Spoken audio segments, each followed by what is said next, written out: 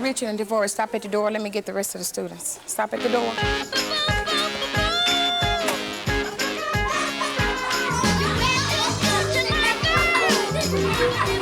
You want to laugh with him, you want to play. Sometimes I just want to pick Tavares up because he's so small, you know, he's like a little baby. But on the other hand, you are not kindergarten anymore. You're a big boy. He haven't gotten in his head yet. You're in school. You're in school now. I don't know how much it is. Here, let me show you. Tavares Gross treats Walton Elementary like a playground, but he's about to begin the toughest job of his life. Okay. He has to learn how to read.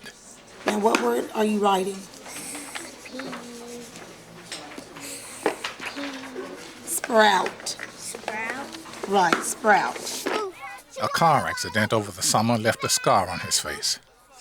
But Tavares is wrestling with a much bigger problem. We get children here at Walton coming in sometimes in first grade. They don't know their letter sounds. They can't write their name. They don't know what the title of a book is. They don't even know what the book is for. And the pumpkin seed grew a pumpkin sprout. Tavares missed most of kindergarten, and he hasn't got much help at home. Does anybody know what a sprout is? What do you think? Vanessa Kemp runs Walton's reading program. It's her job to oversee the teachers and to make sure that children like Tavares don't fall between the cracks. There are so many people that think that it's impossible to get a child to read, given the background. But through hard work, our children here at Walton will read. Tavares lives 10 miles from the heart of Fort Worth in a black community called Stop 6. We have doctors that lives in this community. We have state representatives, judges. We have the very poor also. 3/4 of the children here live in poverty, and their lives at home are often unstable. They're in and out of departments, so therefore they're in and out of the school. Principal Leonard Brasfield has made Walton a safe haven for these kids. Now he even has 4-year-olds sounding out simple words. It all begins, says Ms. Kemp, with giving kids some structure. When the children come in, they have to learn how to act in a classroom first before we teach them to read. If your teacher tells you to sit down once, you're supposed to sit down once. If she has to tell you again to sit down, she's going to come and get me, and then I'm going to come and get you. Now, your teacher loves all of you, and we love all of you, but you are expected to follow the rules. If she tells you to sit down, you're going to do what? And if you don't, what's going to happen?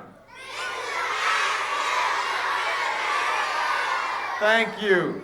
Ms. Kemp and her team monitor every child at Walton, especially kids who struggle.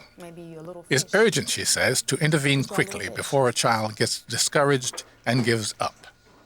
Tavares starts out in the lowest reading group, but even there, he can't keep up. Okay, what does fall begin with?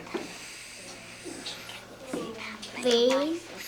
Just after Labor Day, the school decides that Tavares needs extra help. Okay, let's go. He'll spend an hour each day with reading specialist Ruby Jackson, along with 2 other struggling first graders and a group of kindergartners. They're going at a slower pace, but they're going to the ability that they can do, and they feel good about themselves. So finally, we can shine. Get ready. Yes. Good job. Get ready.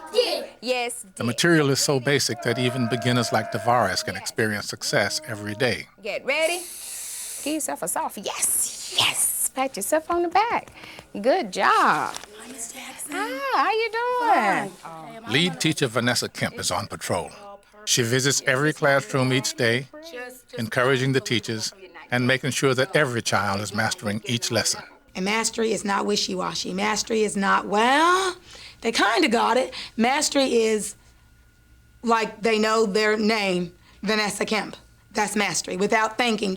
Walton was one of the worst schools in Fort Worth when it turned to a program called Reading Mastery. It's a tightly structured reading curriculum that relentlessly teaches letters and their sounds. Get ready. Yes, Get ready. Yes. It then gradually adds elements like spelling, writing, and reading stories. 21. Sounds simple, but for years, teachers at Walton and around the country took a more haphazard approach to reading, and the kids weren't learning. Okay, this sound is not So how many people have new students in the room that have never had reading mastery before? Is everybody? Since then, Ms. Kemp and Mr. Brasfield have made reading mastery a religion here at Walton. And what I'm saying to you, Ms. Scott, and everybody, if we only do one lesson a day and those kids affirm, that's what we need to do because they're ahead anyway. Reading mastery has plenty of critics, teachers who say that it squeezes creativity out of the classroom. But at Walton, the teachers who didn't buy in have left or were pushed out. The ones who stayed have experienced a lot of success. We're into words now. Words? Okay, yes, words. All right, let me see. Get ready to sound this word out. Get ready. Starting over. Again, I need to hear each sound. Again, get ready. Perfect sounding. Say it fast. What word? Yes, am. Ms. Kemp spent 10 years in accessories for dealers' department stores, flying back and forth to New York. She gave that up when she had children. Now, instead of purses and hats, she's selling a reading program. It's a tough sell because reading mastery requires teachers to read word for word from a script. I went to all the workshops and it was like, this is crazy. These kids are gonna be like robots and they're answering on signal. This isn't gonna work. How did the frog get away? She decided to try it out on her 4-year-old daughter. I looped and she said, me, and then she just looked at me. I said, say that sound. Say it fast. She said, me. And I hugged her. I said, you know, we might be onto something. This is gonna work. Tavares, come here. I'm gonna see if you can sound this one out while we're waiting to get our take-homes. Get ready. I'm so proud of you. What word? Round. You're reading. You're reading. We haven't been over that. See? And that's something new. You're reading. Ms. Jackson knows the program inside out, and she knows a few tricks for motivating little boys. Tavares, you're the teacher. I think I'm gonna go. We'll see. I don't know yet. You're not sitting quietly. You're not paying attention. I'm the teacher. Oh, you know I'm the teacher. You need some help with the book? It's heavy, Tavares. Okay, here we go. Get ready. This. Just this. Get ready. This. Just this. Get ready. Start all over. By early October, the promise of those first few lessons is fading. Tavares missed a whole week of school when his father's car broke down.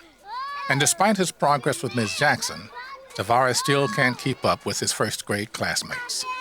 Now, Miss Morgan I want you to write a pumpkin story. And what do we like to do when we're writing our stories? Turn on our what? Turn on our thinking music. We have some thinking music. Just a little bit of thinking music. Tavares tries to copy some words from the board, but turning them into a story is well beyond him. Okay, next we'll hear from Tavares. I know he's excited about his story. We have to get you up front. Tavares scans his paper, and then, instead of reading it, he just makes up a story. One day, the kid was sitting on the pumpkin. The kid is put a seed down in the dirt. After 2 months of intensive phonics, Tavares doesn't even try to sound out the words he's just written. The kids applaud his effort, but Tavares is way behind, and his teachers wonder if he'll ever catch up.